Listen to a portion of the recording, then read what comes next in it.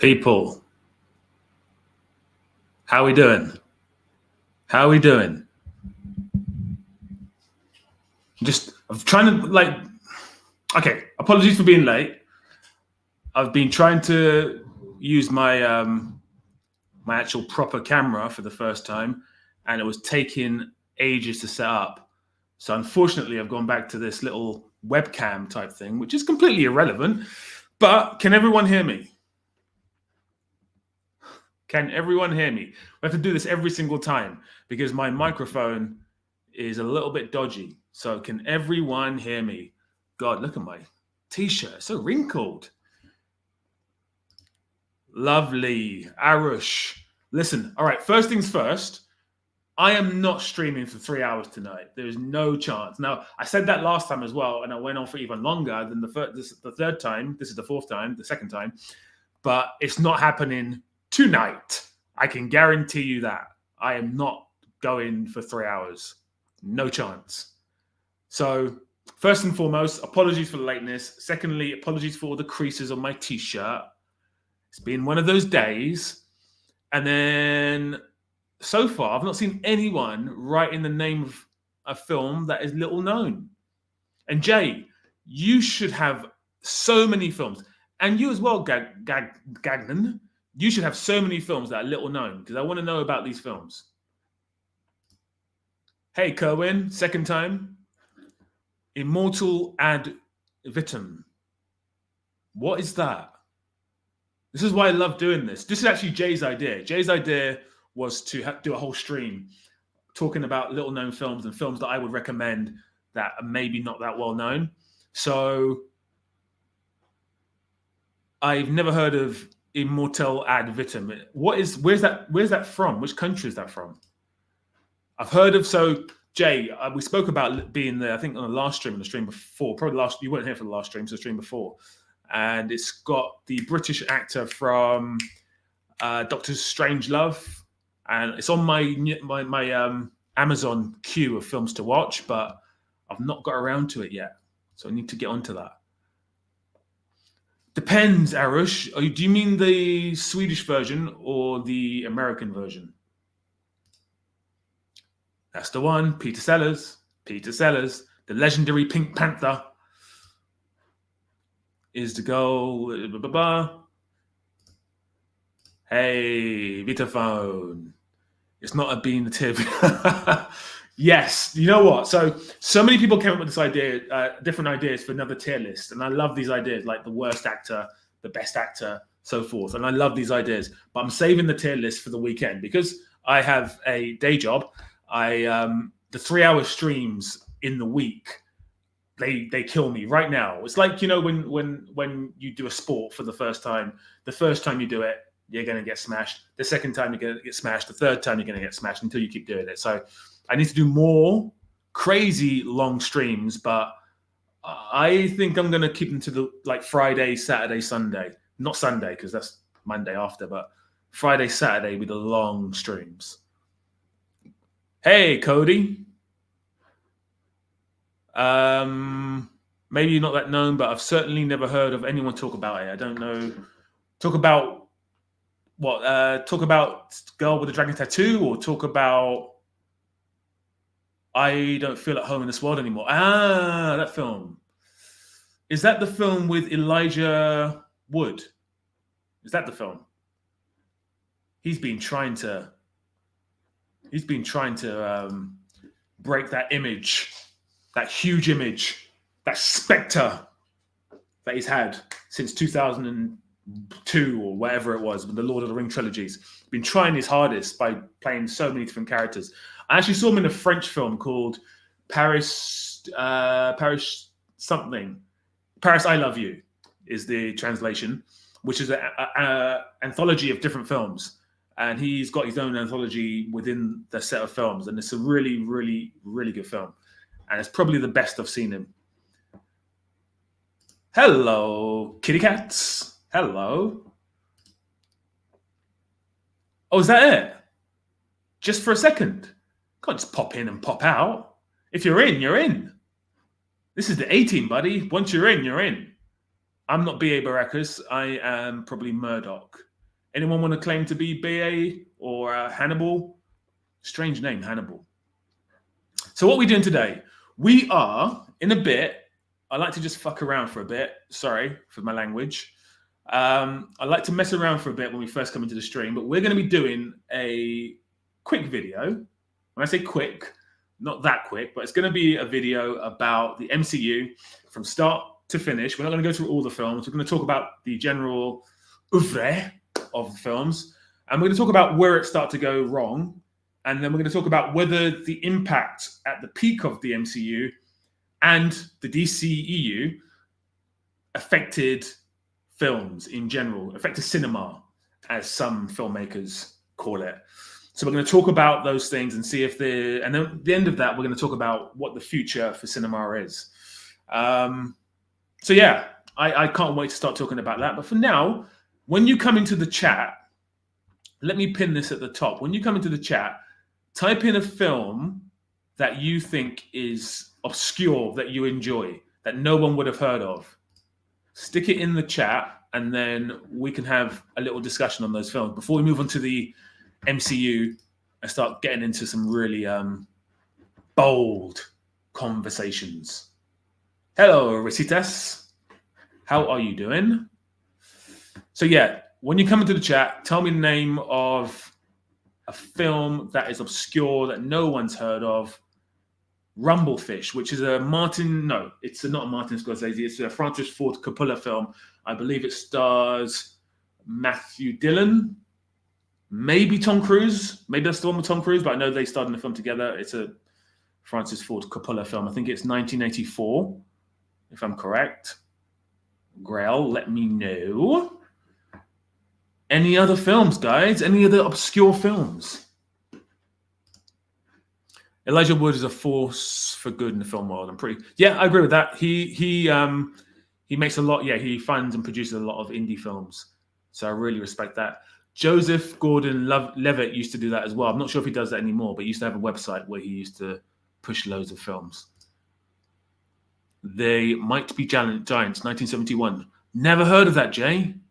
Let me know. The Believer is a Ryan Gosling film. He plays in Neo-Nazi, I believe. I think this is like not 2003, probably like 2008. No, that was not 2006. Elijah Wood company is called Spectravision. Elijah Woods is a certified legend. As long as he doesn't come back for those awful, absolutely awful Lord of the Rings films they're talking about. What are they doing? So we had Tolkien, he had his book, which they turned into 3 films. He had another book, which they turned into 3 films. That's it. Stop. No more Tolkien. Let him die in peace. Let him rest in peace. No more of that.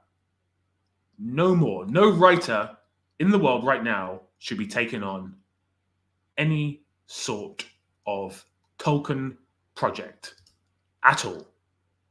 2001. Damn. I was so far. 83, I was close. Damn it. Bad Lieutenant. So there's 2 Bad Lieutenants. There's a Harvey Keitel Bad Lieutenant, which is 1995, I think. And there is the Nicolas Cage Bad Lieutenant, which is like 2007 or something. The Player is an incredible film by an incredible director who inspired, I know you guys love Paul Thomas Anderson. He inspired Paul Thomas Anderson. It's got Tim Robbins. It's got everyone. Julia Roberts. Everyone appears with little cameos. But Tim Robbins is the main character. Really, really smart film. Really smart film. Harvey Keitel, yeah. I think I was about 15 when I first saw that film. And there's a really gruesome scene in the church, which sticks with me forever. There's also a gruesome scene where he pulls over 2 girls and makes them do stuff, and that film is just wow. Firstborn with Peter Weller. Not heard of that, but I do love me some Peter Weller. Some RoboCop. So yeah, this is what we're doing. Name your favorite little-known movies. And if you've come here for the MCU chat, that will be taking place in roughly 5 minutes, or maybe a bit longer, probably 5 minutes. The amazing adventure of Marcelo the Cat. Michelle Rodriguez plays the voice in this. You and Jay are just undefeated when it comes to unknown films. I can't do it. I said this in the last chat. I watched a film on Sunday. I watched 2 films this weekend. I watched Abigail, which I have a review of after this video, at midnight in the UK. So I'll have a video posted of the review of Abigail. Has anyone seen Abigail? Let me know in the chat. And then I saw the last great Michelle Haneke film, and I've been putting it off for like 3 years, which is The White Ribbon. So I kind of stick to these kind of films, and I really avoid these incredible films you guys are coming up with. Beyond the Valley of the Dolls. I have heard of that. Is that a recent film? The Bridge. This is quite a well-known film, but I can't remember what it's about or who's in it. Bit more details. Quickie? Sorry if I'm pronouncing that incorrectly. Les Diaboliques. I've heard of that as well. Obviously, it's French. I'm going to assume it's French or Canadian. Tell me some more about that. The Brood. David Cronenberg. Really good movie. Never heard of it as well. This is brilliant, guys. I'm loving these. Colossus, The Forbidden Project. Never heard of that either. Down in the Valley. Vitaphone, tell me. Down in the Valley. Is that the Charlize Theron, John Travolta film? Could be wrong. Probably am wrong. Sex, Lies, and Videotapes. Incredible film, Aditya. So incredible. I put off watching that film for years. I think I first watched it last year, the year before. What a debut film. 1989, that film came out. He was the youngest winner of the Cannes Film Festival. He was 27 at the time. And after that, his career went down a hill, and then he made Out of Sight, and then went up a hill again. Colossus is 1970s. Ooh. Yeah. So this is one of the... So Edward Norton is my favorite actor, and this is one of the few Edward Norton films I've not seen.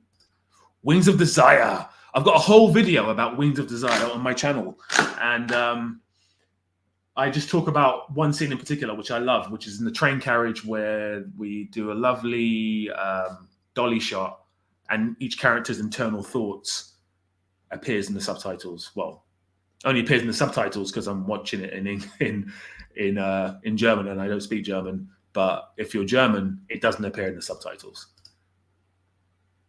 Name your favorite little-known movie when you come in, guys. Paid in Full. Paid in Full. Is that the Paid in Full I'm thinking of? The I'm going to say Tupac. It's not Tupac though, is it? I've not seen it. I've not seen it. See, I love films that would never get made now. I love that concept. Before I came on this stream, I actually saw this little snippet of, I think a paper in the UK came up with the headline, Doctor Who was never made for white straight males anyway, kind of speaking up against the casting of, well, a woman Doctor Who and then a black gay Doctor Who. Don't know if he's gay in the show. And I just thought, what is happening? What's happening? Why are studios so keen to destroy their own films and TV shows? It's mad. It's mad. Hey, Moronic Iconic. Moronic IC Iconic. I always get your name wrong. Holy Motors. Seen that French film. It's the same director who did the film recently with Guy from Ferrari. And I think his name is Carax. His surname is Carax. And is anyone famous? I think Kylie Minogue's in it. Holy Motors. Is it Kylie Minogue? And it's a weird film, guys. If you've not seen Holy Motors, it's a weird film. I don't know how to describe it. It's about this guy, and I think he's like he just gets in limousines and goes to different locations and has different. I think he works on film sets and he's got different outfits, and it's so weird. So weird. MASH is another Altman film. Long Goodbye is another Altman film. I've not seen either of those, which is shameful. Absolutely shameful. Threads 1984. Jay, what is that? That's quite famous, but who's in that? Bergman Arush is brilliant. Well, I've not seen it more than once, but I remember it being brilliant. But I think if I watched it again, it's a bit gimmicky, so maybe it's not brilliant. So it's brilliant, I thought it was. Challengers, not seen it yet. Probably won't see it till it comes out on streaming now. Guys, this is amazing. I'm loving these films. La Grande Buffet, which translates to the big meal, I think. I've not seen this one. I'm not even going to... Kega Musha? I've not seen it. Is it one of his later color films? Because I've seen a lot of his black and white stuff. I've put off watching Ran. Predestination, starring Ethan Hawke. Great choice, Arush, because that is a film that I think it was shot in Australia. I think it's an Australian... I think it's a duo. And it has Sarah Snook from... If you guys have seen Succession, she's the lead actress in that film. And is that a bit of... thing, and she's brilliant. She's brilliant in that film. I'm not going to give it away. And Ethan Hawke is always just very fascinating. Afskar Farhadi. So I obviously can't pronounce your name. I don't know what language. Is that Japanese? I'm going to call you Lou. So Lou, we did the greatest directors of all time chat last week or the week before. Can't remember. And he came up as one of the directors that we should have put in there. And no one could actually, no one has seen his film, so it's a bit of a shame. Hostiles. I wouldn't say it's little known, but I've not seen it, and I don't think many people have. And hello, Elijah. And Elijah, listen, I posted a video essay on Sunday, I think, about a terrible scene from Babylon, and I do apologize. I know you're a Damien Chazelle apologist, and I apologize, but it had to be done. I wasn't going after Damien Chazelle. It was just that scene was not good. Gut Boy, a bedtime story. Oh my God. That sounds incredible. Incredible. I want to get you guys on the stream talking about these films. I don't know how to add you on as well, I think I do know how to add you on, but I haven't done it yet. I might try it tonight, try and add someone on to chat about their favorite films. Right, so we're going to do a few more, and then in 2 minutes, we're going to talk about Marvel. Proco Rosso. Animation, I'm assuming, based on a director. Article, films. No, it didn't Kitty Cats. Could you, Kitty Cats? Trying to think of the best way to... Could you just type in the name of where the article is, and I'll Google it, and I'll get it up, and we can talk about that when we go through the MCU. Days and Nights in the Forest. So you've recommended this director so many times, and I've not gone onto his work. So I've not gone on to Tarkovsky's work yet. I keep getting it wrong, Vitaphone, sorry. And I've not gone onto this director's work yet, which is probably the last two major directors that I've not explored their work. A Separation. I turned it off after 10 minutes, but I've heard good things.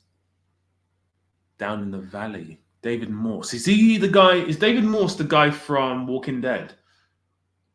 Let me know if I'm wrong. I think he plays the general or whatever in Walking Dead. Could be wrong. No, David Morse is not that. David Morse is the guy, he's a character actor with the grayish hair, if I'm correct. I'm offended, Marcus. It's cinema. Sorry.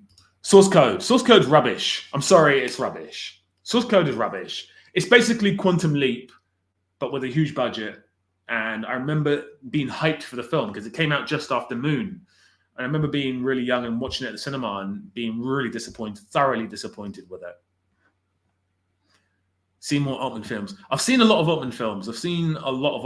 But I haven't seen probably some of his best films. Harper's Bazaar. Okay, cool. All right. I'll Google that in a second. Shame is brilliant. Shame is fantastic. In fact, we should have put Steve McQueen on our list for best directors. Right. We are getting very close to that moment where we're talking about the MCU. Woman Under the Influence, which is a Swedish film by Bergman. Or it could be Cavasetti's. But I think it's Bergman. In Fabric. Never heard of it. Delamorte Delamore. That sounds wonderful. The Greasy Strangler. Guys, you guys are just undefeated. Honestly. It's definitely underrated. Yes. Rosita. Incredible film. Incredible film. Underrated, I think. Cemetery Man. Never heard of it. Yes, you left. I think you left last time. You go and watch Red Shoes. It's so good. You've not said it's incredible, so I think you don't think it's that great. I think you think it's really good. Thoughts on the Megatropolis trailer? Megalotropolis trailer. I did watch it today. I saw a clip the other day. It looks tacky, cheap, and it probably is tacky and cheap. And my rule of thumb right now is not to watch any film starring, I forgot his name. Adita, let me know his name. I forgot his name. Mr. Kylo Ren. I don't watch any film starring him because they're all crap. At this minute in time, they're all crap. Steve McQueen is so talented, agree. Attack the Block is a British classic. There should be more British films like Attack the Block. So good. John Boyega's debut film. And let's just say, I'll put it in a little, I'm going to put it as a little scrolling little thing on our screen, but R.I.P. Roger Corman, absolute legend. If you think of some of the great directors of the 70s, 80s, even modern day, even like Francis Ford Coppola started with Roger Corman. Jack Nicholson starred in about 4 Roger Corman films before he became famous. A lot of directors, like Ron Howard, they started with Roger Corman. He is an absolute legend. Absolute legend. So R.I.P. to a legend. Adam Driver, that's the one. Everyone knew so many people. Look how many people were at Adam Driver. Yeah, I mean, I do like him. He's a good actor, but he just right now is terrible films that he's starring in. Terrible. Marriage Story was bad. No, Marriage Story was good, but I've seen Kramer versus Kramer, which is basically the same film. And I'm going to do one more film on here, and then we're going to move on to MCU. Witness. No, this wasn't the one I was going to talk about, actually. I was going to talk about Brawl in Cell Block 99, which is Vince. I love Vince Vaughn. He sometimes is awful. He sometimes is brilliant. And this film, that's his best dramatic performance by far. And it's by an incredible director whose name will come to me in a few seconds, but incredible. And then Witness for Protection is a brilliant film. We're talking about doing a remake with Ben Affleck behind the camera, but I don't want that because the original is fantastic. True. That's true. That's true, Elijah. That's very true. I agree with that. Right, guys. Shall we talk some MCU? Craig Zala. That's why I never remember his name. What kind of name is that? I mean, it's a name. The Sting, which is Paul Newman and Robert Redford. And this came out after Butch Cassidy and the Sundance Kid. And it's a 1973 film. Fact check me, guys. Day for night, not seen it. Not heard of it, I don't think. Right. MCU. I think a lot of people have come here for MCU. So we're going to talk about MCU. We're going to get a screen up in a minute. And we're going to go through the MCU and we're going to talk about, if you've just joined the stream, we're going to talk about the MCU and the DCEU and superhero films in general. The rise of those films and the fall of those films, especially Marvel recently. And then we're going to talk about how that's impacted cinema in general, because a lot of top filmmakers think that it has. And I can think of one in particular who is furious. If you've just come in, please hit the like button. That would be incredible. If you're not subscribed and you're kind of on the fence, hopefully,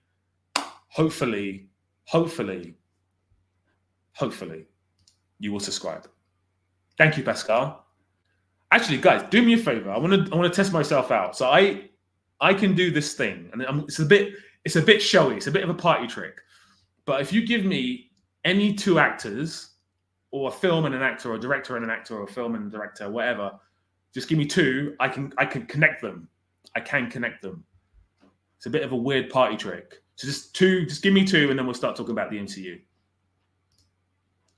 And it can be 2 different people as well. I don't mind.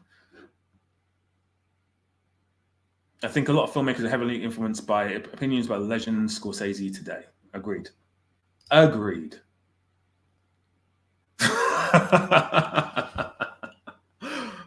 Cody, the thing is, I'll save it. Right. John Boyega and Christopher Nolan. Okay, so let's. Who should we do? So we can go John Boyega. We can go straight to. I'm trying to think of the fastest route, so I don't take too long. John Boyega was in Star Wars, which starred Daisy Ridley, and Daisy Ridley starred in that film with Tom Holland, which I can't remember. Tom Holland starred in Spider-Man. Spider-Man stars Zendaya. Zendaya was in Dune, which was directed by the wonderful Denis Villeneuve. Denis Villeneuve also directed Jake Gyllenhaal in Prisoners, and Prisoners starred Hugh Jackman, which also he was in. Oh, he was in a film which I can't remember the name of, but it was written by Jonathan Nolan's brother, which came out in 2020. And Jonathan Nolan is Christopher Nolan's brother. There you go. John Hamm and Mel Streep. Okay, guys, the last one we'll do MCU. John Hamm stars in Mad Men. Mad Men has wonderful cinematography. No, I've gone the wrong way. John Hamm stars in. This is a good one. Ooh, do you know what? We'll come back to this. That's a really good one. I can get there, but I want to talk MCU. I'm not just putting it off. I can do it, but I don't want to bore you guys by thinking of John Hamm going to Mel Street. So we'll do this later on. We'll do two other names later on. I'll try and do this John Hamm one later on. I want to talk about the MCU now. So we are going to get a screen up with the MCU.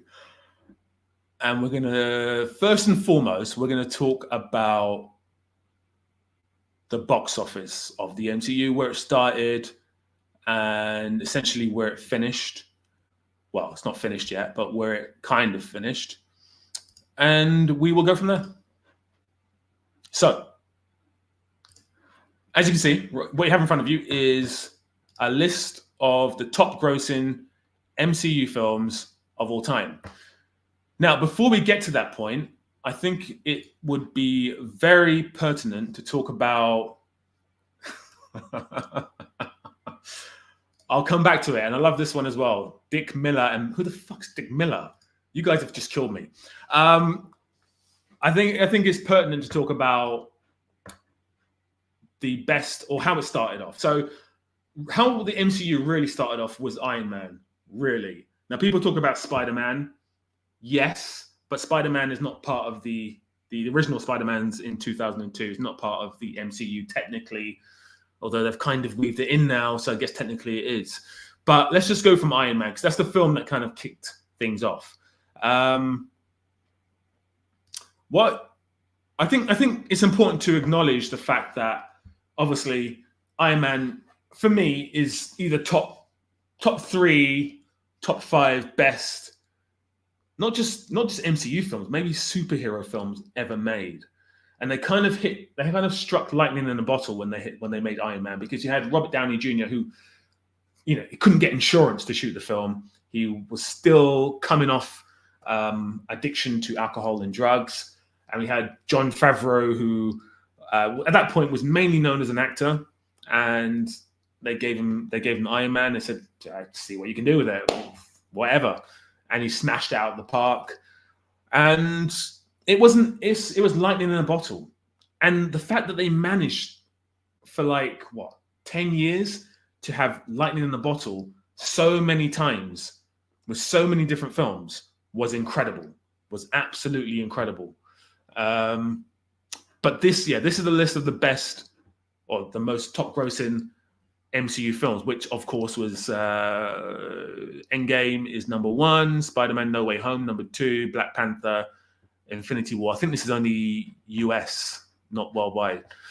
But in your guys' opinion, since we're talking about the birth of the MCU, what which film for you solidified the MCU as being great? And I'm talking pre Infinity War Endgame. Which film for you was the one that stuck out to you? Because I love Winter Soldier, I love Iron Man. Those are probably the two standouts for me. Guardians of the Galaxy was, it's not my favorite MCU film, but it's a very important MCU film. So yeah, what films for you were the ones that really, really stuck out? And Jay, yeah, I mean, Iron Man was the one that really stuck out. Ozan, thank you. Good night. Sylvia, love this. And if you'll stick around, we will get onto that. We will get onto that. Hulk. I'm not even sure. Yeah, Hulk is, which one though? Which one? Because there was the crap one and there was the okay one with Eddie Norton. I've seen this I've seen this, and I'm going to avoid it because let's stay away from Infinity War and Endgame, because for me that's like a completely different subject. So let's stay away from that. Civil War. Civil War at the time I felt was disappointing, but upon reflection, it's really good, really, really good. Yeah, no. Civil War. Yeah. I mean, Thor Ragnarok. Yeah, not bad.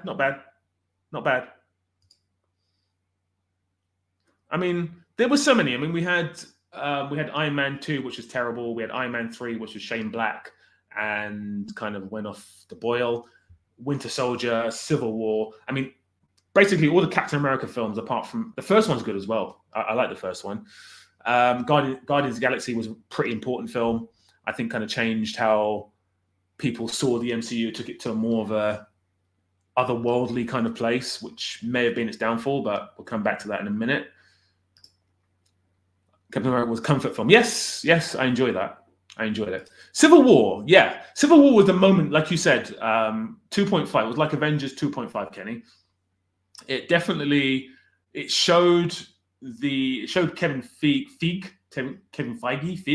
that putting all these superheroes together in one film could work, and it did work.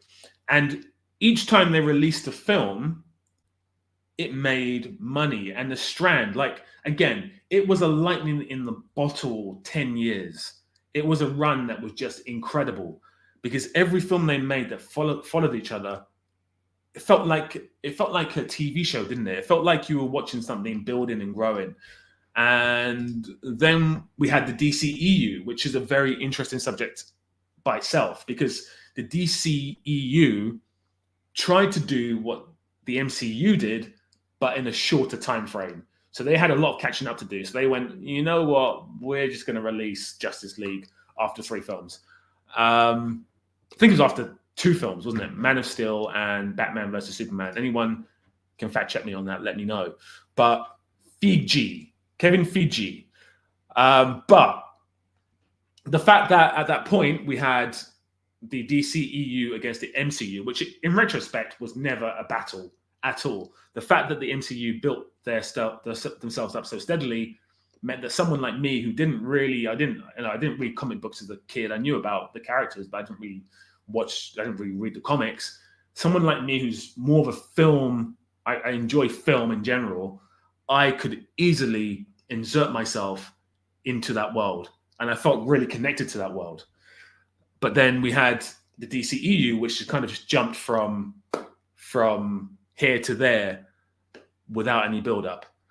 And I feel, if I'm being honest with you, that the DCEU is where the problem began. I'm not saying they're totally to blame. If you're a DC fan in this stream, I'm not saying they're totally to blame, but they started this system of, we're going to jump ahead and we're going to try and cheat our way to money. It was about money, wasn't it? I mean, all these films are about money, but they really kind of jumped a few steps ahead.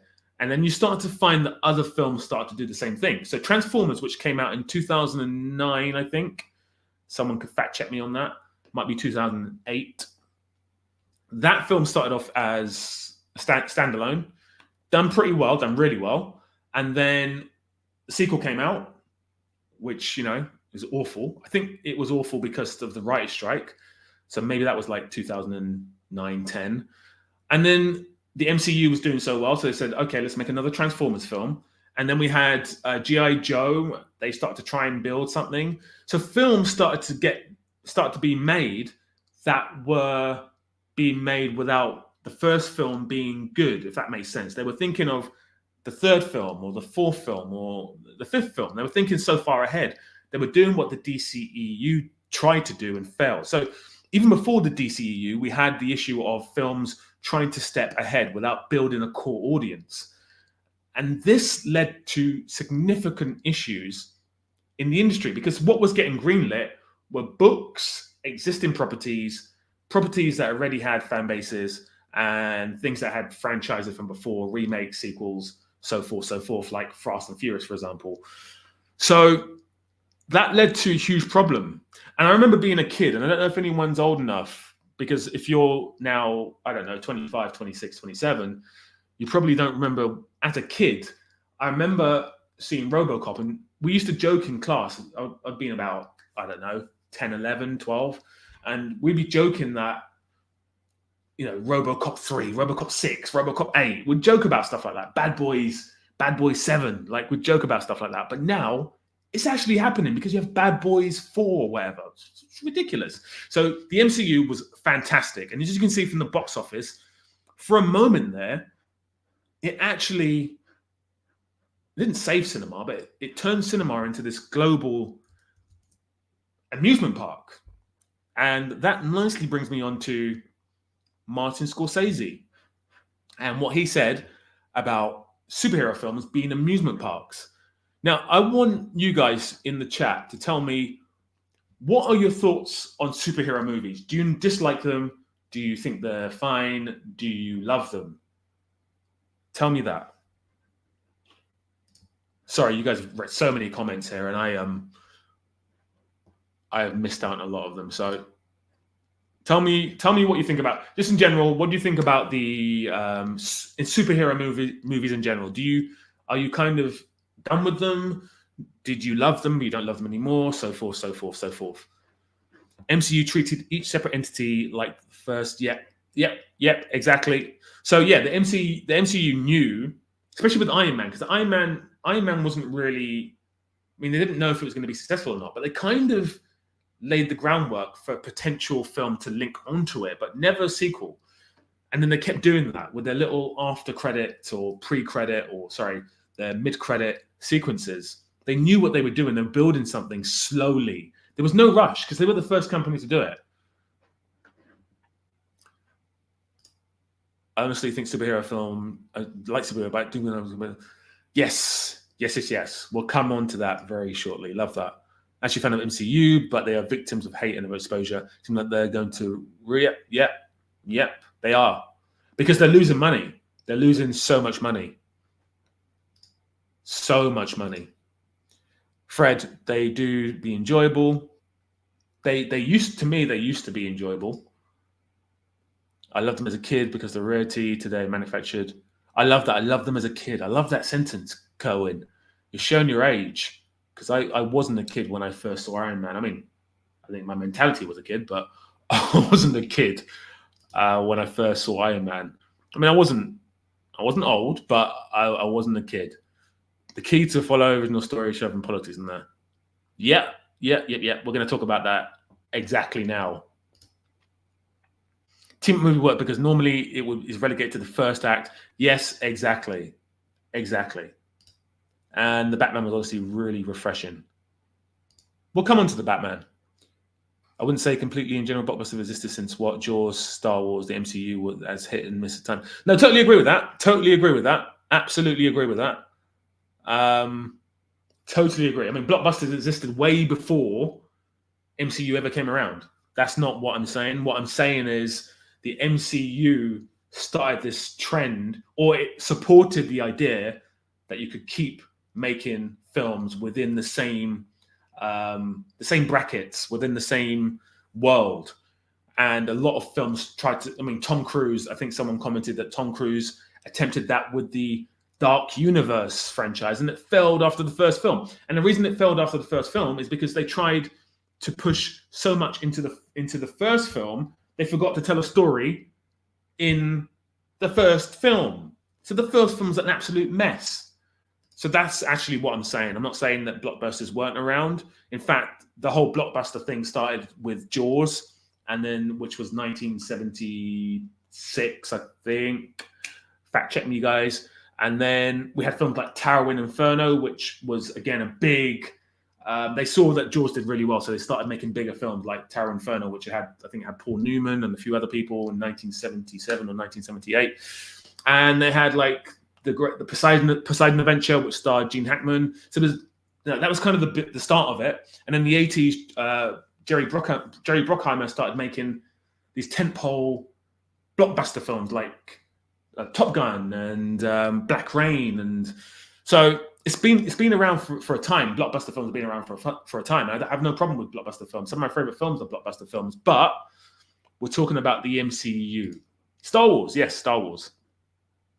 But Star Wars, George Lucas is a genius, and he's not a great director, but he's a genius. And he made Star Wars thinking there could be a trilogy. So he always had a trilogy in mind, and that's fine. A trilogy is fine. If you're telling 3 things, it's fine. But when you start getting onto number 8, 10, 11, 12, that's too far. Roger. Spawn. Yeah, as a kid, I watched Spawn. So yeah, I mean that as a kid, that Spawn came out and was awful.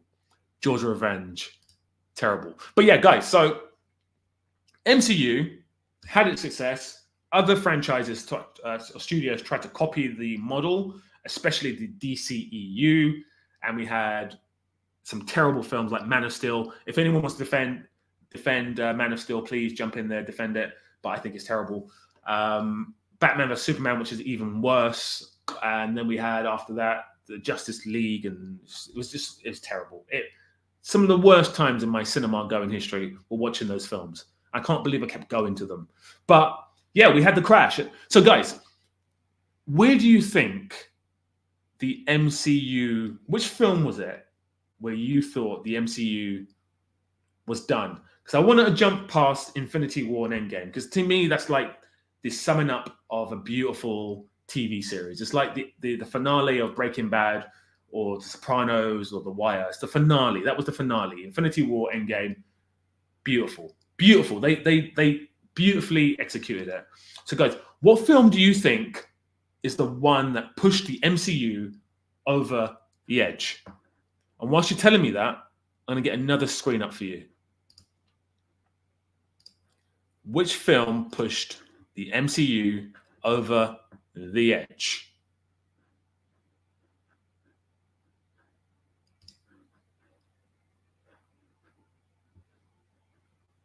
Let me know as I try to find this screen that I found earlier on. There we go. So yeah, which film was the one? When I say over the edge, I mean which film was the one that pushed it over the edge? So it went over the hill. You guys are coming up with some really great comments, by the way, about Star Wars and blockbusters and stuff. I love that. I'll jump onto those in a minute. As an adult, superheroes and Eternals. So I've never seen Eternals. I avoided it, and I would say, based on everything I've heard about it, it definitely is the one. It's one of the ones. But which film do you think was the worst? Like, you had Eternals, Ant-Man and the Wasp, number 3. So the question is, maybe I should change the wording. Which film destroyed the MCU? There you go. Which film destroyed the MCU? Was it a film, or was it a series of films, or was it fatigue? Was it superhero fatigue? I guess my question really is, was it superhero fatigue, or was it a film? Because by this point, 2020, which obviously is COVID year, 2021, which is kind of post-COVID year, there's some excuses for some of the terrible numbers, but which film or which films for you destroyed superhero movies, because I think we are in fatigue. I think we're in a state of fatigue. I know I'm in fatigue. I don't really enjoy hearing about superhero films. I don't want to hear about any superhero films. If you look at the films of the past 3 years, like Black Adam, for example, and any other DCU film, they've all made a loss. I don't think any of them are made over 400 million, which sounds ridiculous that they made a loss on 400 million, but they did make a loss. So is there fatigue, or is it still going? Let me know in the comments as I write something here.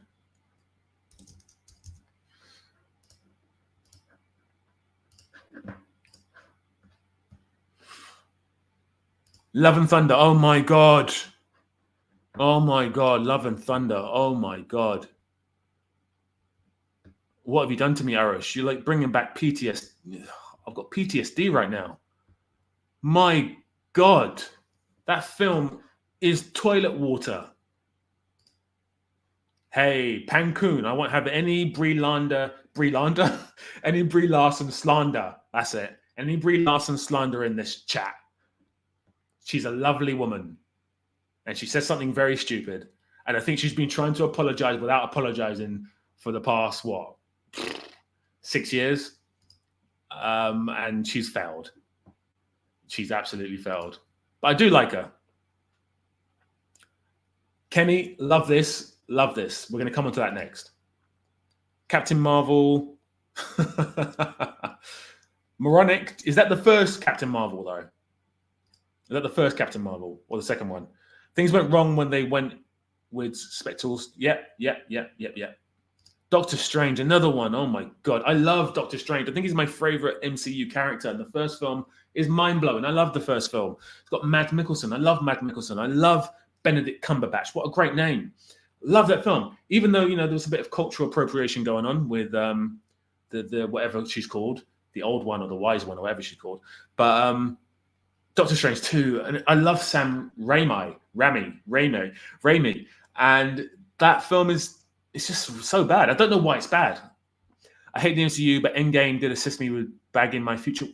Cody, you cannot say something like that and then not tell us the story. That is amazing. Please put the story in, and I'll put that on screen. That's an amazing story. Love that. Beautiful. Gagnan. I'm just going to call you Gagnan. That is so true. And we're going to talk about that right now. Love and Thunder. Oh, I said it again. Arosh, in the last stream, I think I gave you PTSD, or I gave you some sort of issue because I kept destroying your films that you loved and putting them into sections you didn't want. You're doing the same thing to me right now. But every time you mention Love and Thunder, there's something inside me that just crawls up and dies. The first one. I don't think the first one. Okay, so the first Captain Marvel film did really well. Well, you can't deny that. It did. It did really well on the back of Infinity War because everyone thought it was going to continue that story or kind of assist that story. It really didn't. I don't hate that film. I think it's okay. A lot of people hated it because of what Brie Larson said. I didn't hate the film, but I do think it wasn't great. Love and Thunder is pretty trash. Love and Thunder again. Oh no, you guys, I'm going to end the stream at this rate. I keep thinking of the film. So here's the thing with Love and Thunder. Taika Waititi made Ragnarok, and Ragnarok is fun. I had my issues with Ragnarok because it took the piss out of Thor, essentially. So Thor was pretty boring. Let's face it, he was a pretty boring character. They made him more fun, but he just became a parody of the original Thor. And it was a fun film, and it was laugh. It was a laugh. It was you had moments. Cate Blanchett was brilliant in that film. And then you had Love and Thunder, which took things even further. And it seemed to me, just based on the behind-the-scenes pictures, videos, Taika was having too much fun. He didn't care at all. I mean, he's still writing his Star Wars film, which he's been writing for the past 5 years. I don't know what's happened to him, but this guy's going through some stuff. I think he divorced his wife and got together with that singer. He's just going through some things. And that film is just so appalling. Fred, Thank you for saying Shang-Chi, because I thought Shang-Chi was terrible. Okay, it wasn't as bad as like the other films that I've just mentioned, but the way it was hyped up, it didn't match up to that at all. Taika Waititi is an excellent. Elijah, me and we're gonna have fights again, aren't we? Because I don't think he is an excellent director. I think he's got potential to be an excellent director, but if you look at his films, he doesn't have the resume to back up the fact he is an excellent director. Because Jojo Rabbit is good, but no one really talks about that. And then what else he's done? That Dracula film, and I think he did a film after that. He's got some nice films, some cute films, but he hasn't made for me like a. Jojo Rabbit's probably the closest he's got to making a great film. So I want to bring up Phase 5 is overall unfocused, underwritten, with no characters. Yes, totally agree. Totally agree. In my attempts to woo her, I booked us Endgame at the cinema. Hadn't watched MCU for years, so I had to catch up in about 6 months. Yeah, that's a great story, Cody, but is that because she was a fan of the MCU, so you had to pretend to be one? Because that would make the story even better. Hunt for the Wilder People and Jojo Rabbit. Yeah, Hunt for the Wilder People is good, and Jojo Rabbit is good as well. I cannot deny that. I just don't think they're masterpieces. And I think his record, he's got more bad films than good films right now, and that's not good. That's never good. So, guys, there was a comment that someone said earlier on, which was streaming. So now we come to a point in the conversation where we have to, I've got this thing up on screen here, and let's quickly talk about this before I move into the streaming thing. So this is the worst performing Marvel films ever.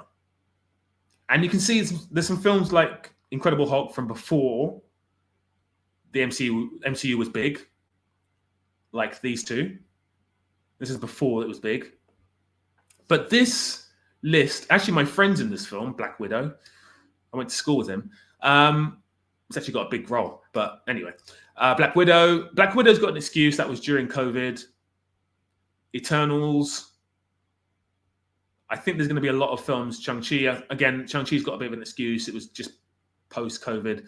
So it's not, I thought there'd be more films on here that were recent. But the fact is they've stopped releasing films recently because they're all flopping hard. Because what they've done is they have effectively, in a bid to launch their service, Disney Plus, they've put everything as a streaming show. So we had the new Captain America show. We had the terrible, I kind of enjoyed it, but the terrible Hawkeye show. We had, what else did we have, guys? I didn't enjoy the Scarlet Witch show. I thought it was bloody awful for like the first 3 episodes, which was like a sitcom. Terrible. It wasn't funny. So if you're a sitcom, you need to be funny. So we had the streaming. Streaming kind of diluted everything, but I think there was a problem before that. And I think the problem was Infinity War, Endgame, you're done. You're done. To use an analogy, to use a really vulgar analogy, and I'm sorry guys, it's very, very, very vulgar. You've just had the best sex of your life. You've literally just had the best sex of your life. You've finished, and you're in bed, and the last thing you want to do is have sex again. You just want to chill out and think about the great sex you've had. You just want to move on for a while. And this is how the Endgame ended. We should have had a huge period of nothing. So 2 things. We could just have a bit of a break so we can clamor for more. And the other thing is so that they can regroup themselves and go again. But instead what they did is they went even harder. They had, I think, that terrible Spider-Man film, which is Long Way From Home, or Long Way From Home, or whatever it's called. It's not called Long Way From Home. And then they had, after that, they had a few more films, I think. And then they had the streaming stuff. And then they had, it's just been show after show after show after show, film after film. And none of it is relevant to anything that's happened before. None of the characters are good. None of the characters are characters you want to root for. The writing's been bad. The direction's been bad. And it's been terrible. Absolutely terrible. But I think that's also coincided with a huge lack of interest in superhero films. And I think there was a fatigue. And it's, what came first, chicken or the egg? I think in this case, it doesn't matter. The fact is, the numbers for superhero films have gone down. Now, Of course, Deadpool may change that. It may push numbers up. And last or the year before, we had No Way Home, which done really well. So there are now outliers. But before, a film like Ant-Man 3 would have made a lot more than what it made now.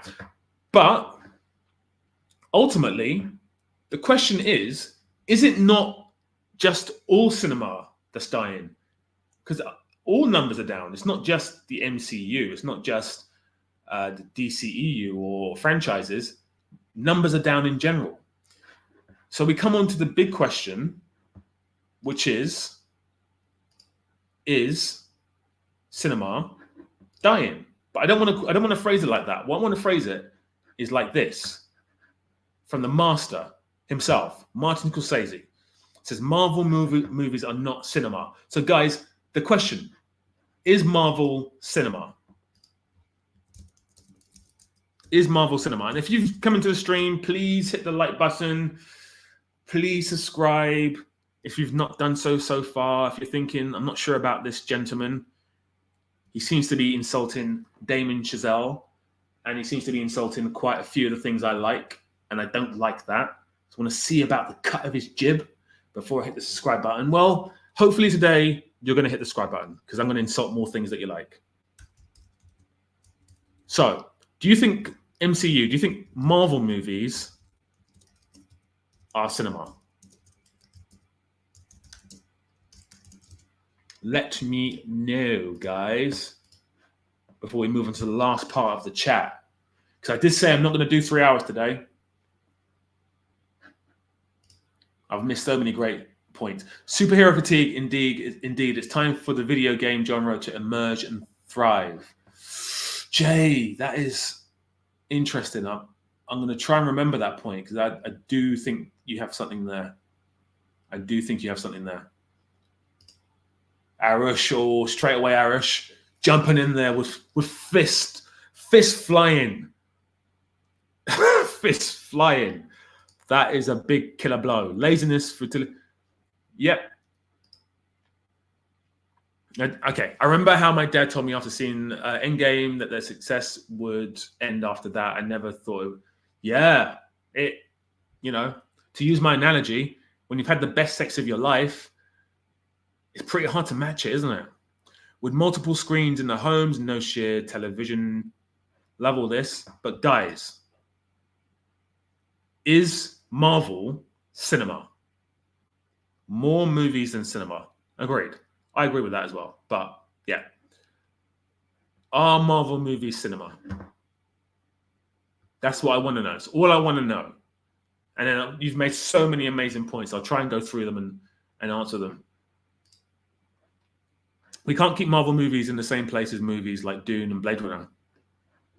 Fair point. Oh, Jay. Ooh. Jay. So Arush, Jay's come back at you with fists pumping, smashing your face.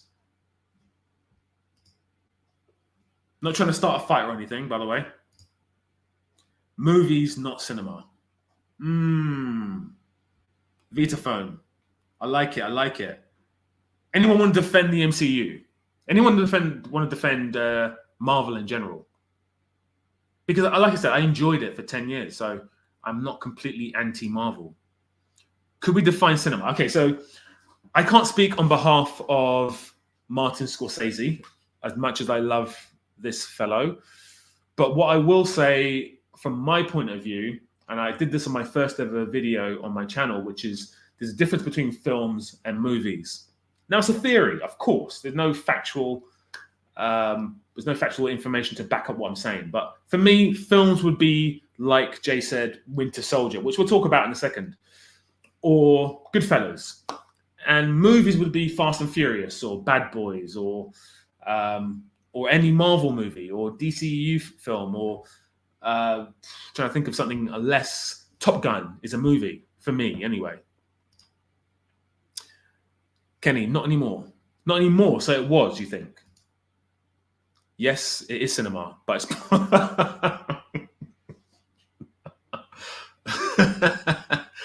Ah, dear. Okay, Arosh, you're punching back. I don't think so. Winter Soldier is basically a brainwashed friend trying to get back with Captain America.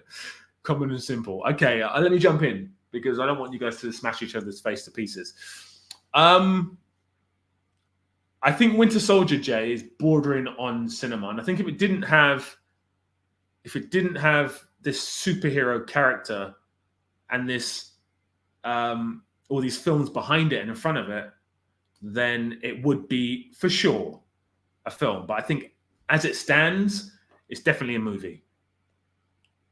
But it's probably the closest thing that Marvel have to a film, for sure. And that was the intention in the beginning. It was meant to be a Cold War spy thriller. It's like comparing Corman with Kubrick. Hey, moron. Not today. We're not going after Cormac. I'm not sure if you're going after him. I don't think you are. I think you're paying him respect in a very abstract way. I'm going to assume you're paying him respect in a very abstract way. I think it's probably the approach you take with film that defines it as cinema. Elijah, that's a brilliant comment. That is a brilliant comment. I love that. It's the McDonald's of the film industry. I think that's okay. So here's the thing. Martin Scorsese initially came out and said that Marvel superhero movies are amusement park films. And the way he framed it was that everyone goes there to have that thrill ride, and then they leave and they're like, okay, that was a thrill ride. What's next? Whereas when you go and watch a film or you go and watch cinema, you often, if you watch good cinema, you often leave thinking about the film. Like I'm still thinking about White Ribbon 3 days later. And you think about, when you leave the cinema, it leaves an impact on you. And when you talk about it with your friends, there's so much you want to unwind, especially if they've seen the same film. With popcorn amusement park movies, doesn't always have that same effect. And the MCU was fortunate enough to have 10 years of having people talking about it. It was the water cooler Game of Thrones moment where, everyone was talking about the same thing. But there's been a lot of superhero movies that haven't done that. Like, for example, Man of Steel. If you're not pushing the boundaries of medium or pushing the viewer on a deep emotional mentality, it's a movie. Vitaphone. So I hate making statements like that. And the reason I don't like making statements like that is because some people enjoy movies, and for them, it does push them on a deep emotional and mental level. Which I'm not gonna. If someone enjoys Man of Steel, they enjoy Man of Steel. If it pushes their mentality somewhere, then I'm okay with that. But I get what you're saying. I try and stay away from subjectivity like that, because I think it's quite subjective when it pushes someone on a mental level. But I get what you're saying, because I kind of just said the same thing before what you just said. There is no memorable shot in the most of Marvel. That is so true. That is so true. I remember the shot in Sam Raimi's Spider-Man. I think it's Spider-Man 1, when it's like a slow motion shot when the bomb goes off and it rips a lot of Spider-Man's mask off his face. It's at the end of the film. Just genius. There's another shot in the second film where it's the bank scene and it's got Jeff from Community, and he's talking to Aunt May and Peter Parker, and then Spider-Man, I think his spider sense tingles, and then you have I think the front of the bank gets ripped off. I remember that vividly. And of course, when he's stopping the train and then everyone's kind of looking at him and they all see his face and they say, "We won't tell you a secret." Great moments like that. They're not in the MCU. I do agree with that. So great point. Props to Corman. Agreed. Absolutely agreed. So here's my take on what Scorsese says. I agree with him. And of course I agree with him. I think they're not cinema. I think Marvel movies have... Not Marvel. I think superhero movies, I think franchise movies in general, not just superhero movies, but superhero movies is what we're here to talk about. I think they pushed cinema to a place that was very, very, very difficult to come back from. So all your beautiful, smaller scale films with great directors who, came up in the 90s, like Scorsese, like Tarantino and Paul Thomas Anderson. It pushed all those films away from the mainstream. And I mean, we still had things like Hereditary, and we had stuff like, The Witch and stuff like that. So some directors are still kind of shone out of it. We still had, Jordan Peele and so forth. But I think essentially it kind of pushed cinema to a place where it was difficult to come back from.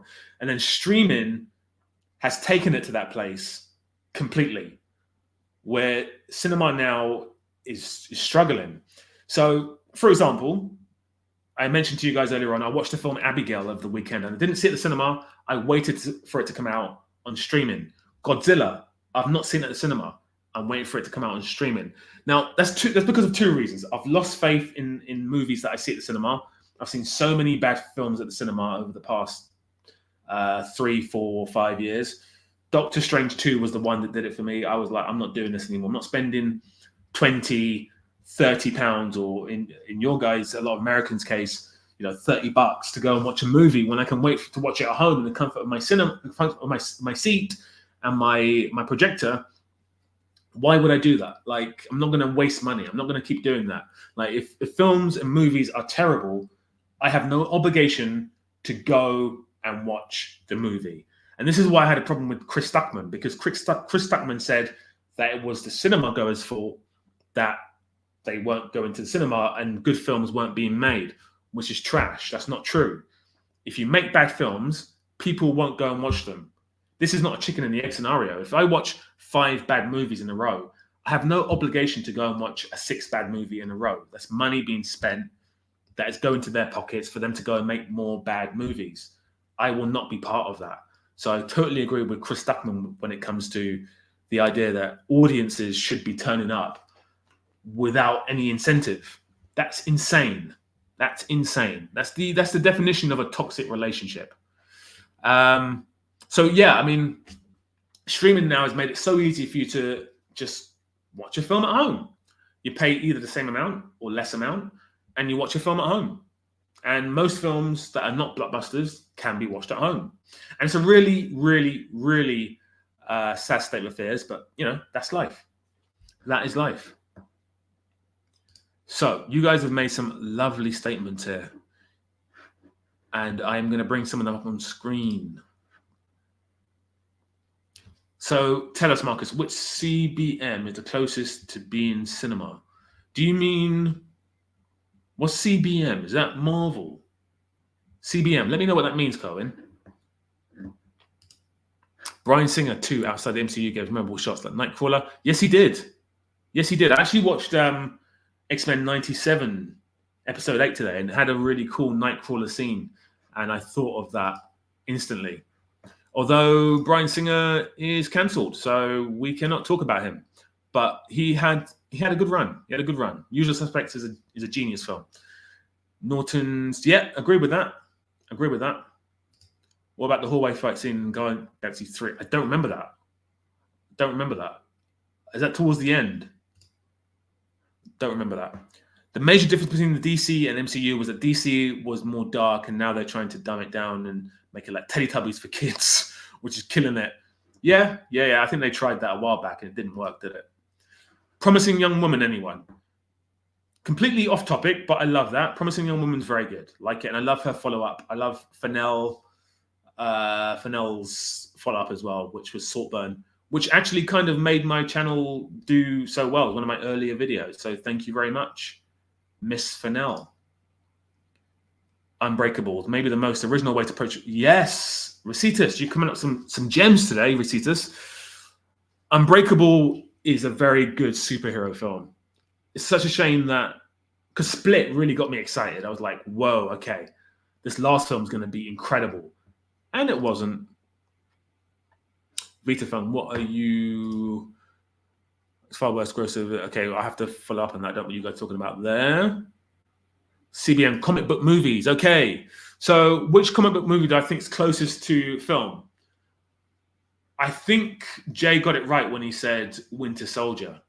I think Unbreakable as well, which is technically not a comic book movie because it's just a film. I think I think The Dark Knight borders on cinema as well, for sure.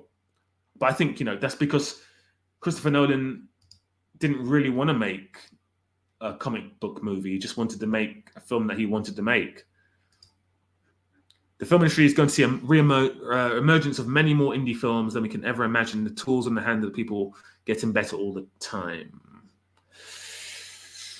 Yeah. So, Jay, as one of those independent filmmakers myself, it does seem that way, doesn't it?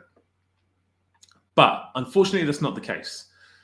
And I can tell you from firsthand experience, what happens is, what typically happens now is the only way if you're an indie filmmaker, the only way you can release a film, which is great, and I love it, because now I've released 6 films or 5 films. You can now release a film and stream in very easily. You can go to Film Hub, you can release it on Amazon directly. I think they may have got rid of that. So it's very easy now. So I can get a camera right now. I can pick up my camera right now. I can go and shoot a film. I can go in my bedroom and shoot a film, pause, and then I can release it. I can put it on Film Hub and release the film. If it makes money, it makes money. Fantastic. I've spent $0 on it, or pounds on it. So you're right, Jay. But the problem is, if that film lands on a streaming service, it gets buried so far under every other film. And let me show you guys something, actually, because I think it's a really good point, Jay. I just want to show you guys Amazon right now, because I think people, when I put this on my community page, I say cinema is dying, and I show you the box office figures, and I show Fall Guy didn't do so well. People go, well, that's because they had exams. People had exams, and that's because of this, and that's because of that. Well, no, just the numbers are trending downwards. And if anyone watches Dan Morrill, formerly of a different channel that I can't remember, he does his box office numbers every Tuesday or Monday, and he does an analysis of how the numbers have gone down over the past 5-6 years, and they're going down. It's just maths. Like, it's not even opinion. The numbers have gone down, and nothing we can do about that. Right. So the reason why, as a filmmaker, you don't necessarily want to be on a streaming service, and the problem is you're going to be on a streaming service if you're an independent filmmaker, is because right now, if you look at this, look at these films that have been released. Yeah, we've got Anthony Hopkins, One Life. Has anyone heard of One Life? Because it stars Anthony Hopkins. Has anyone heard of Arcadian? Because it stars Nicolas Cage. Has anyone heard of this film, Arena's Vow? This film was out literally 3 weeks ago. It's gone straight to streaming. Ghostbusters was out 3-4 weeks ago. It's gone straight to streaming. Beekeeper, Breathe, Bob Marley. So The Long Game. This has got Jay Hernandez, who's a big Hollywood star, Dennis Quaid, who was a big Hollywood star, and Sheesh Marin, who was a big Hollywood star. This film's got the Oscar-winning Olivia Colman. Has anyone heard of this film? Wicked Little Letters. I have, but has anyone heard of it? Arthur the King with Mark Wahlberg. The point I'm trying to make is, Anyone But You with Sydney Sweeney, lovely Sydney Sweeney.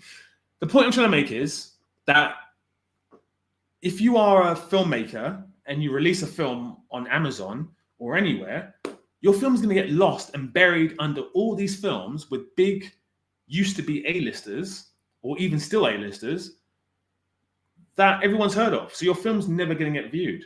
Unless you're watching obscure films like you do, Jay, and yourself, Gagnan. Unless you love watching obscure films, you're never going to find someone's film.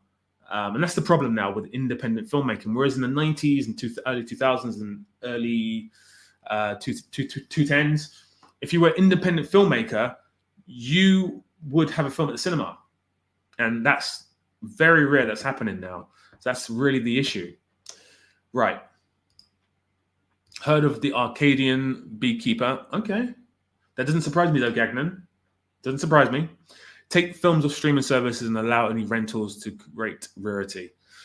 That's definitely, and this is basically my last question, guys. How do we save the film industry? How do we bring back the MCU? That's actually my biggest question is, I want the MCU back. What can we do to save the MCU? What steps would you guys take? You guys are now Kevin Feige or Fig. What would you do to save the MCU? What would you do? Marcus, did you see Godzilla -1? No, so I didn't. I'm waiting for it on streaming. I'm just not taking chances at cinema anymore. I just won't do it because it's pretty expensive, and I'm not going to do it unless it's something like I might go and watch Deadpool. I might go and watch Furioso, but I can't take chances like that anymore, guys. It's just too much hassle. True, I know every night Amazon of score films, but I waste hours selecting. I waste so many hours doing that. So many hours. So yeah, how would you guys save the MCU? How would you do it? Bye-bye, Cody. We're not going to be on for much longer, guys. We're going to be on for maybe another 15 minutes. And the last question is, how would you save the MCU? Beekeeper is a very, very bad film. Take your time to develop the structure, the right connections, blah, blah, blah. Yeah, okay. So quality films, take your time to develop the film structure, go back to the game plan, which connects each film and character and has... I love that, Jay. But which character would you use? Because I can't think of any character in the MCU right now that is favorable enough. Because, you know, you could use Captain America, but Captain America is now someone else. Thor seems like Thor's done. It seems like Chris Hemsworth is done with the character. Delete Disney Plus. Totally agree. Totally agree. I think what Disney should do is they should bite the bullet. They should release Star Wars. I know I'm not talking about Star Wars. They should release Star Wars. They should make a fake company. Call it whatever you want. Call it Lucas Industries or whatever. Make a fake company and get someone else to deal with that. And they can take all the profits. But as long as these films are linked to Disney Plus, there's an issue. Eris made a good point. Start digging into manga and other nation stories. A Soviet Superman would be interesting. Agree with that. I would bring in Planetary Spider. That would maybe work. Hemsworth did say that there would be a fifth Thor film, which would be a proper one. You mean not have Taika Waititi TW, not having TW directing it. Scarcity is a powerful agent in which premates. Whoa, Vitaphone, this is deep shit here. Okay, scarcity is a powerful agent in what we primates value. We also believe there's inherent value when we have to invest time and money in a thing. Too much choice and low cost of entry equals doom. Totally bloody agree. I think you said something about the music industry as well. I'm going to go back up and read that. Make superhero films with less characters. And where are the badass villains? Yes, totally agree. Let an auteur work on a Howard the Duck film and bring in the big name directors to handle the big properties. Yes, I agree, Jay. I totally agree. I'm not sure about the Howard the Duck thing, but I totally agree with what you're saying and the sentiments. They have to support movies like The Batman, Independent. So let's come back to The Batman, which is a... Is it a film? I guess so. Guess it's a film. It's a very long film. It didn't need to be that long. I enjoyed it. It was all right. Look at the music industry for the prime example of what happens when you undercut the monetary value by flooding the consumer with overwhelming choice and no. So the difference with, and I said this on a stream, a couple of streams back, the difference with the music industry and the film industry is vast, because with the music industry, artists can go out and perform a concert and they can still make millions. Film doesn't have the luxury of that. And that's the issue. But I do get what you're saying. How about they deal with Disney with only release of films? Yeah, that's true. That would definitely get people back at the cinema. Make proper films with strong foundations, villains, stop dumbing them down. Totally agree with that. An MCU that is both obscure and artistic and mainstream, but connecting points to each storyline with an end. Jay, do you want to be the new Kevin? You've got so many ideas. Do you want to be the new Kevin Feige? You would be the perfect person to be the new Kevin Feige. I mean, you're based in America already, and you've got all these amazing ideas. The only issue I would have is that you'd probably make Howard the Duck, and I'm not sure if that's got commercial appeal. Apart from that, the other ideas are great. They have to stop making post-credit scenes really boring. Totally. It's so 2015. Stop. Stop, stop, stop. Stop, stop, stop. So I guess I'm going to put this comment here. The Batman should have ended with the Scarecrow arrested. And the bigger, better second movie attached to it. What film is that? Are you talking about The Batman, or are you talking about Batman Begins? Because I don't think the Scarecrow's in The Batman. I might be wrong, but I didn't see him. I don't think I saw him. How would that be a Fight Club in space? Yeah, totally. All right, so guys, I think the way to save the MCU is very conclusive, isn't it? But it's never going to happen, I'm afraid, because the way you save the MCU is very much by reducing the streaming services, reducing how quickly films are turned over between streaming and getting on, between cinema and getting on streaming. And that's not going to happen because these studios have to make money. If you look at my little Amazon thing here, if we have a little look again before we finish, look at these films. Godzilla versus Kong was out a couple of weeks ago. The Ministry of Ungentlemanly Warfare flopped hard, and they went, fuck it, we'll release it on Amazon in 2 weeks. So the studios are panicking. They are panicking. And what's happening is they're chasing their tail. They're making less money, so they're making less films, so they're making less money. They were making more money before, and then they started putting more money into their films to make more money. So instead of having a budget of like 300 million, they have a budget of like 400 million, for example, Indiana Jones. And then the profit you're making is so low. And they've now reduced that. However, having said that, I think Gladiator has a budget of like 400 million. Gladiator 2 has a budget of 400 million. So I don't know what's going to happen, guys. I don't know what's going to happen. I don't know how you fix the problem, because it's not just a superhero problem, it's a cinema problem. Right. Should we wrap up? Cinema isn't dying, it's dead. Oh dear. Oh dear. Oh dear. The Speculationer. Love that name.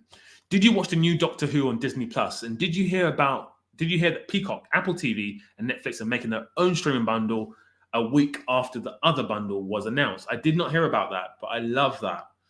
Don't love the Doctor Who thing, but I do love the other thing. Doctor Who, so I've never been a big fan of Doctor Who, so I haven't seen it, but I do know about the issues that are happening with Doctor Who right now.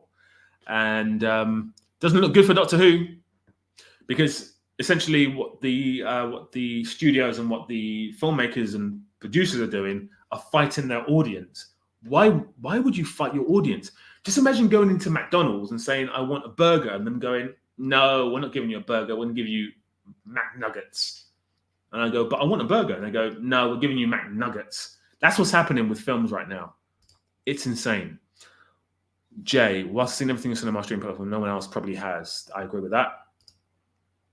Cohen, my day job is, so I'm a filmmaker. In fact, I don't know if I'm allowed to show you guys this. No, I won't show you this. But a film that I produced and wrote is at a massive film festival. I'm not allowed to announce it until the 30th. So, but yeah, one of my day jobs is filmmaker. Another one of my day jobs is I get people into films like Dune 2, for example, and Spider-Man Long Way From Home. I think it's called Long Way From Home. It's not called Long Way From Home.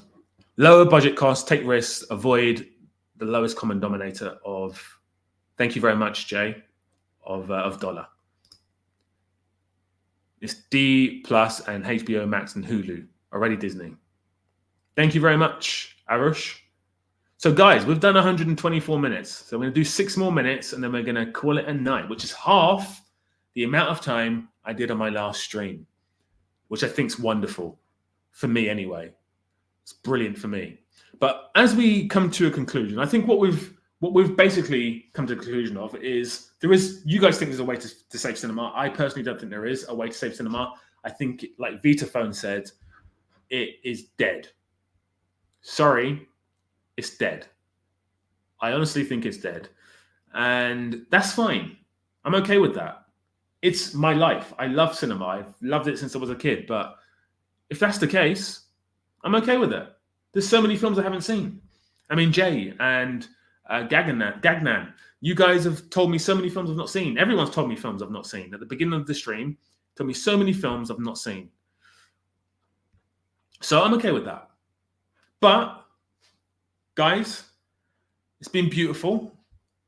At the end of this chat, I want to talk about the fact that I didn't fail that game that we first played. I didn't fail that. I just wanted to talk about the MCU because we went like 20 minutes in. So if anyone's got 2 last names, I will connect them right now. I don't know the name of that person that they said that you guys said before. Bill something. Who the hell is that person? You can't just give me a random name. Come on. Ridiculous. Well, they can resurrect. Arush, exactly. And you know what? Sometimes in order to rebuild, you have to burn down. Totally. Guys, likes. Hit the like button. Hit the like button. We can get way more than 15 likes. If you've just joined the chat, jump in, hit the like button, hit the subscribe button, and come to our next stream as well, because this one's coming to a conclusion. Guys, I need 2 names. The Speculationer, I have an amazing idea for you, and you can break up parts of your stream. I think you said this. Did you say this on a comment before? And I think my reply was, or if it wasn't you, my reply is, I can do that. I couldn't do it on the 3-hour ones because if they're 3 hours long, I'm not going to sit and watch a whole stream for 3 hours and pick out points. And this is only my 5th stream, so I'm learning as I go along. Hopefully on the next stream, guys, I can get some of you guys on and you can talk about your favorite films and so forth. Right. Let's leave the stream here with John Hamm and Mel Streep. Fuck's sake. Okay. All right. Okay. So, guys, we got 3 minutes. I need to connect John Hamm and Mel Streep. Okay. John Hamm was in Mad Men. I keep going to Mad Men. I don't know why, because that's going to kill me. Mad Men had the son of the actor, the Irish actor, Harris? Something Harris? Yes, it was Harris, who also played Dumbledore in Harry Potter. Harry Potter stars the wonderful Alan Rickman. Alan Rickman was in, Jesus Christ, Die Hard. Die Hard starred the lovely Bruce Willis. Love you, Bruce Willis. And Bruce Willis is in a number of films, including the magnificent film Sixth Sense. I think I fucked myself here. Which directed by M. Night Shyamalan. M. Night Shyamalan, I'm going around the houses here. M. Night Shyamalan directed... who did he direct? He directed... pick a random name. He directed Mel Gibson. Mel Gibson was in... fuck's sake. Cohen, what have you done? Mel Gibson was in a film... he was in, I'm trying to think of the quickest route to Mel Streep. So don't bloody piss around. Mel Gibson starred in Lethal Weapon, which is directed by John McTiernan, I think. John McTiernan directed Predator, which starred bloody Arnold Schwarzenegger. Arnold Schwarzenegger was in so many films. Terminator starred Lyndall Hamilton. She also starred in Terminator 2, which starred Robert Patrick, and he was in Sopranos. Wow.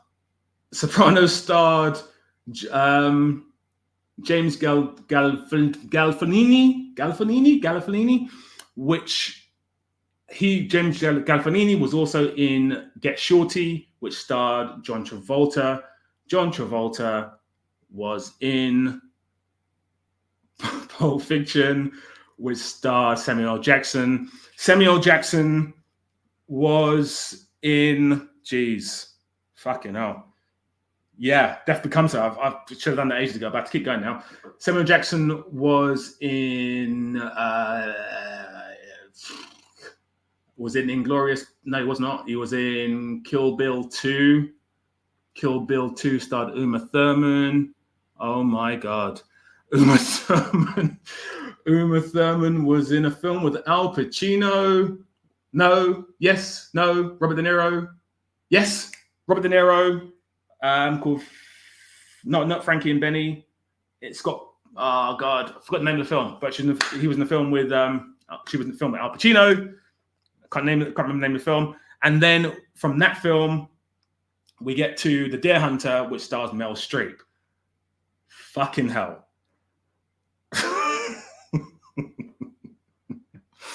Oh God, guys, I'm so sorry. I had to do it. This would have been great. That would have been the one. There would have been so many, like Death Becomes Her would have been the one.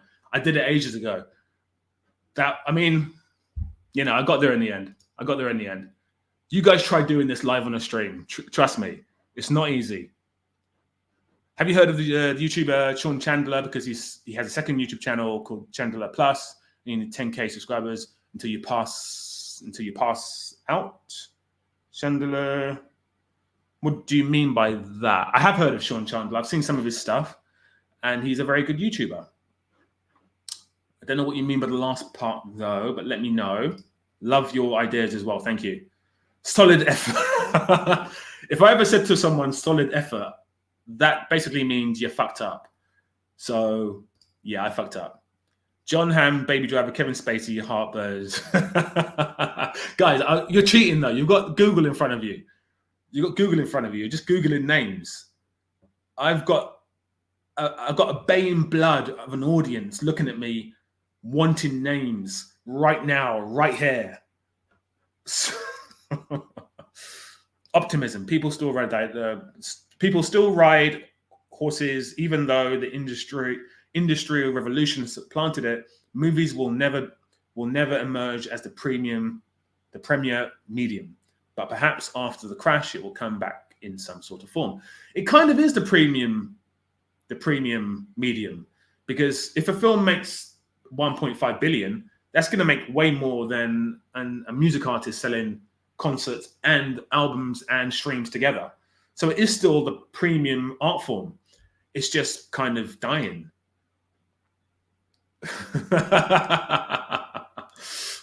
That is a lie, Arash.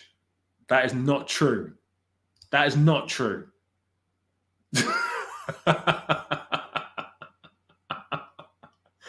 If anyone doesn't know, I love soccer. I actually injured my knee playing soccer yesterday, and I do support Liverpool.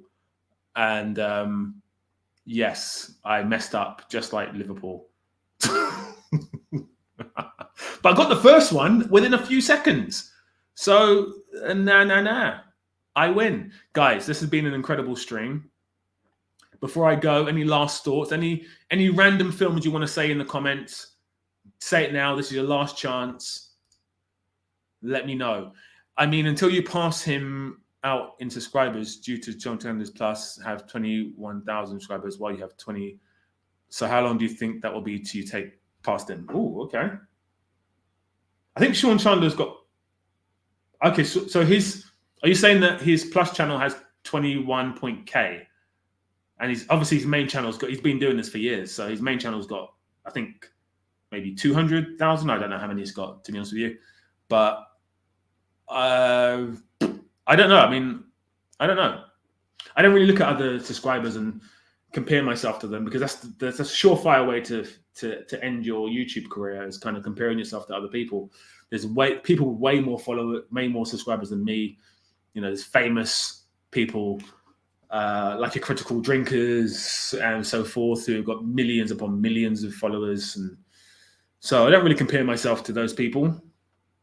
So to answer your question, I don't know. I don't know. Don't care, because he's got way more subscribers on his main channel anyway, and he's been doing it for years, and I've been doing it for about 7 months. So I'm happy. Here's another. Is this another random film? Rubber Baby Buggy Bumpers, or do you just want me to say that on the stream? Arush, you are. I'm missing it as well. I wonder what the score is. It's probably finishing now. I hope Man City won. We're busting your ball. The house is Gagnan. You know what? I'm going to get you on a stream. You and Jay can come on the stream. You can talk about these obscure films that I've never heard of in my whole life. Honestly. 2-0 to who, Arush? 2-0 to Man City. That's amazing. That's amazing. I just hate Arsenal. Well, I don't hate Arsenal. I don't know. So yeah, guys, I'm going to wrap it up there because of the John Hamm and Mel Streep thing, I feel quite embarrassed. So I'm going to leave the stream with my head held low. And I think next time I might get some of you guys on. So if you guys want to come on and chat about movies, I'll do a little call in. I don't know if it's a call in. It won't be a call in. There'll be a thing in. I need to work out how to do that. But we'll do that. We'll come on. We'll talk about movies. We'll debate movies. I think at the weekend, probably on Saturday, maybe Friday. Might do a tier stream. Worst actors ever, maybe, or best actors ever. I'll let you guys decide. What do you want, best or worst actors ever? Let me know.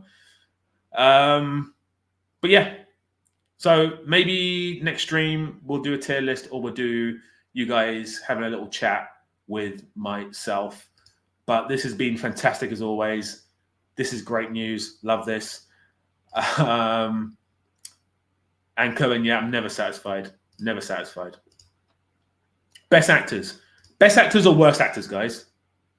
Best actors first, worst actors afterwards. Nicolas Cage would feature on both lists. Do you know what? Pancon 5. He would absolutely feature on both lists because I actually rate him really highly. And then he does something stupid and I unrate him very highly. But what a great actor. Sagnik. The stream is kind of ending. Yeah, we're kind of coming to a close. I should have closed it like 7 minutes ago. But Sagnik, what is your favorite obscure film? What is your favorite obscure film that no one knows about? Let me know. Let me know. Nicolas Cage would be in both. Very true. So, okay, next tier list will be the best actors ever. Will you make a Discord server? Someone mentioned this in the last stream. Is this for getting people on? Let me know. Let me know, because I don't know. I have to maybe Google this. Because I don't know. Someone else mentioned the Discord. I think I can do it on StreamYard without Discord. I believe I can do it on this. I think I can anyway. Maybe I'm wrong. I don't know. But yeah, Sagnik, are you going to tell me a film before we check out? Yeah, I thought so, Jay. I think I can just get someone on without doing the Discord thing. So we'll potentially look into that for next one, guys. So StreamYard browser based. Cool. All right. So yeah, next time we'll get some people on. We can have a little chat about films. Cohen, you can watch my films on Amazon. In fact, you know what? No, I don't want to do that. I was going to get some of my films up, but I won't do that. But you can get my films on Amazon. If you want to know the names of the films, I'm not going to bore you in the chat with the name of the films. What I tried to do on my channel is not talk about my films, because I don't want this to turn into a self-promotional channel for myself. I just love talking about films in general. And what I found is whenever I post a video essay, there's always some stupid idiot who goes, but I've seen your film and I didn't like it, so how can you have an opinion on film? Well, that doesn't make any sense, because you guys watch other people who have zero films and made zero films, good or bad, and you listen to their opinions.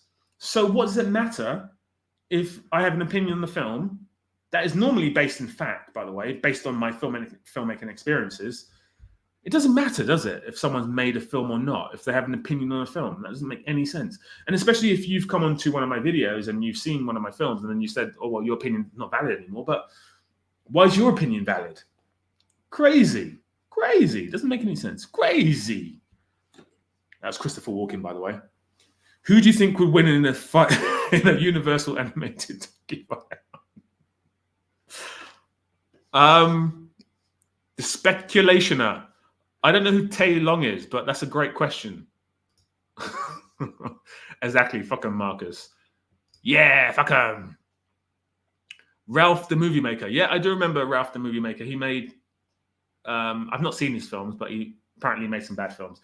Also, I love the guys over at, oh God, I forgot what they're called, but I love the guys over at, oh my God, they sit around watching films and they laugh at these obscure films. How can I forget their names? They're just geniuses, but they've made terrible films as well. It doesn't matter if your films are good or terrible. I happen to think my films aren't bad and they have won awards, not showing off, but you know, not everyone can be satisfied by every film, which is why I don't like Damien Chazelle. Anyway, guys, I've never made a film. I have no idea. Exactly. Guys, you've been amazing. I'm going to try and get some of you on next time. We will do a 3-hour tier list again, best actors ever. If you've got any names of best actors, I'm going to put this into my community page. I've got a video coming out tonight. If you could watch it, I love doing the streams. I love doing the community posts, but I really, really love doing the video essays. So it's a review of Abigail. If you can watch it, drop a like. That would be incredible. And guys, this has been emotional. I don't think we've established that the MCU can be fixed. I don't think we've established that films can be fixed, but hey, who cares? Jay, you'll definitely be coming on for sure. Robert Pattinson should definitely be on the tier list for sure, on the good one. And Sagnick, finally, you came through, so now I can end the stream. Strawberries and chocolate and poetry. That's a beautiful way to end the stream, guys. With strawberry, chocolate, and poetry. I can't think of a better way to end the stream. 19 likes. And yeah, as you leave the stream, if you're watching this pre-recorded, then hit the like button, go on.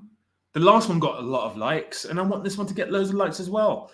So let's keep the momentum going, guys. Right, that's it. I'm done. Thank you so much. You've been beautiful. And it's time for me to go. Poetry is an incredible film. Poetry is an incredible film.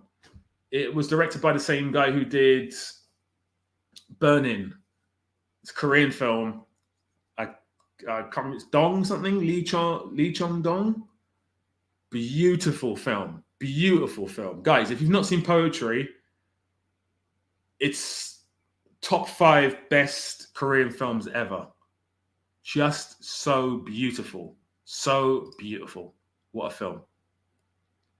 Anyway, I'll leave it with that. Guys, bye-bye. It's been beautiful. It's been emotional. It's been emotional, as Vinnie Jones says in Lock, Stock, and 2 Smoking Barrels.